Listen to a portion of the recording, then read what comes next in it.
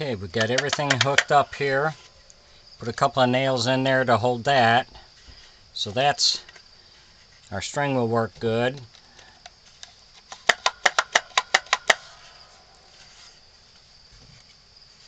Now on the back, I had to take a little bit out in here because our string was catching in here.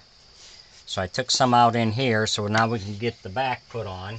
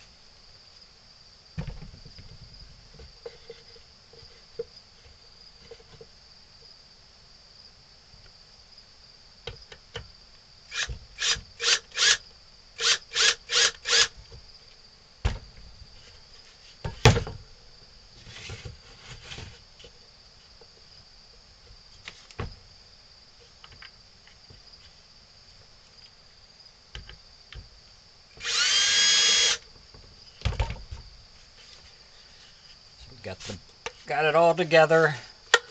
Mouth's working good. It doesn't catch on anything. So if you enjoy my videos, please subscribe to my YouTube page. I would appreciate that. Thank you.